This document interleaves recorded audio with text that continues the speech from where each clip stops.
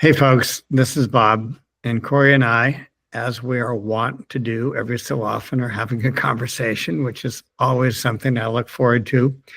And Corey made a really terrific presentation at Traction Thursdays. And this message is, by the way, for our Traction Thursdays community, for our collab community, and maybe more broadly for our entrepreneurial, particularly our new entrepreneurs, but also people who have been around for a while. So, because all old is ultimately new again, right? Or something like that. So, Corey has created, I think, a brilliant strategy of focusing on immediate issues and world issues, and has created a Farsight Society / Traction Thursdays page. So, as he was explaining this to me, I said, let's just make a little video. So, Corey, over to you. Yeah, for sure. So like we were talking about, Farsight Society is for those people who are creative entrepreneurs who are in it for more than the money, right? And the issue is when you're in it for more than the money, you've got all these competing priorities, and it's an incredible amount of responsibility to take on being an entrepreneur, period. But the decision-making framework is much more simple if all you're optimizing for all the time is money, money, money. If you're a complex individual that cares about societal impact, cares about personal well-being and something resembling work-life balance and not wearing burnout as a badge of honor, right? Then you have a much more complex decision-making framework. There's a lot more responsibilities. There's a lot more to integrate and balance. And I've found that it's way more useful and way more fun and way more effective to build with others.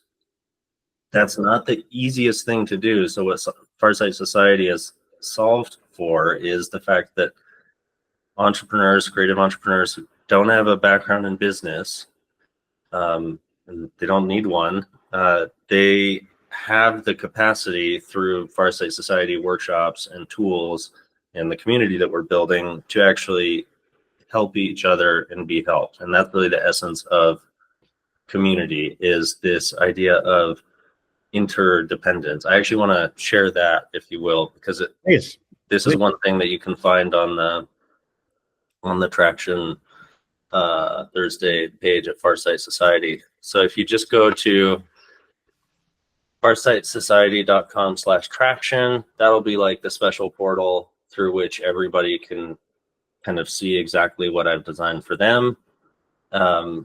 One thing here that I want to just focus on while we were talking about community is, like, what is community really? And I believe that community is this word that's thrown around a lot, kind of in an unfulfilling way. And it's very common that the person speaking it and the person hearing it do not have aligned expectations around what it means. It's just kind of means something different to everybody, except there's commonly this idea of belonging. Now, I know I made this like a little bit more detailed than would be necessary to go into here, but there's some concepts that all lead into this key factor of interdependence. I help you because you need me, and you help me because I need you. And those needs are not disappearing tomorrow or next week. I think that's what community really is, interdependence. Right. And yeah, so what we've done is create these business building events and these world building events for folks that want to build their businesses and want to feel like they're part of building a better world, having more social impact with a community of others, and they have the tools to help and be helped. Does that make sense? Totally makes sense. Let me feed that back to you. There are two tracks that Farsight Society functions through.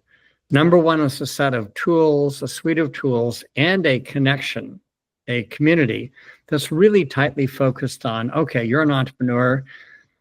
You're not doing it just for the money, but if the money isn't there, you're not going to be an entrepreneur for very long. So the money better be there. Money is a design criteria, not a raison d'etre, a design criteria.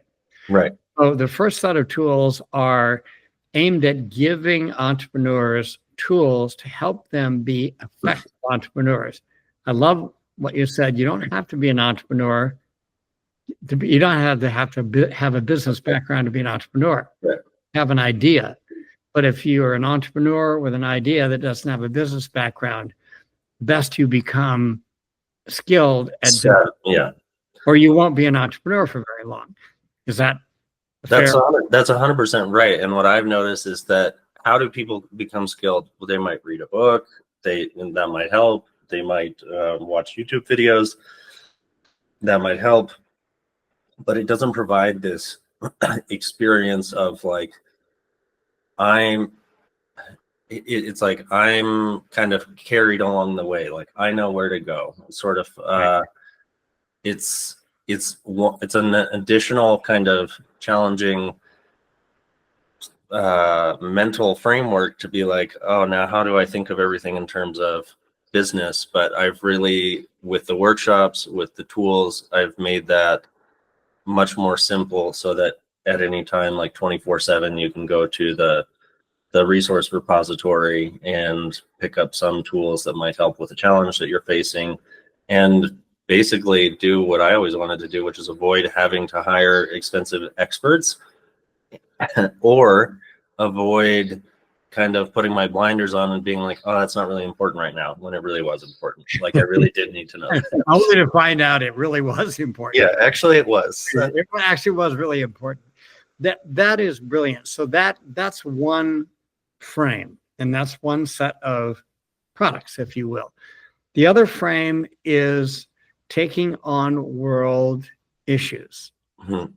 And I think a lot of people have anxiety around world issues because they don't see an entry point for them to make any difference at all. Right. So my sense is that this working together to take on world issues that may be through the lens of what can be done locally, like our work with the food web, right? We can't solve world hunger, but we can start looking at, okay, how to create a food web in Southeast Iowa, which is a pretty complex thing as it turns out. And so this might be something where someone who has a passion around any particular bigger picture might find a group of people to work with, even if it's just to relieve their anxiety by talking about it and then finding things they can actually do. That's my interpretation. That may not be yours, but anyway, that's what I've gotten from our conversation so far.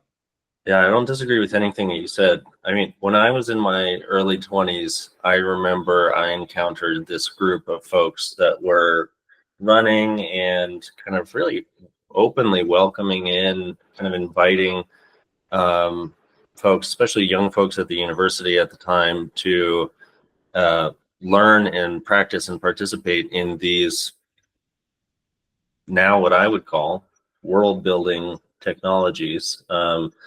Processes like open space and future search and unconference and stuff like that. But basically the idea was we could feel like we were meaningfully engaging with others in important conversations about important issues in ways that weren't just being complaining or being overwhelmed, like it was empowering. Like it was like, oh, there's a lot of intelligence in this room. I'm maybe smarter than I thought, and together we're way smarter than I thought. We never have these conversations. Like it seems like we're not having the right conversations. And so the world building events are ways to learn and apply these sort of world building skills related to futures thinking, systems thinking, um, holistic leadership skills, facilitation skills, but that whole suite, yes, it'll help your business too, but not so much on the immediate, like not on the short term as much and as in concrete a way as the business building events. If that makes sense. So let me feed back to you, and then we'll close up here pretty quickly. Whatever else you want to talk about in the graphic there.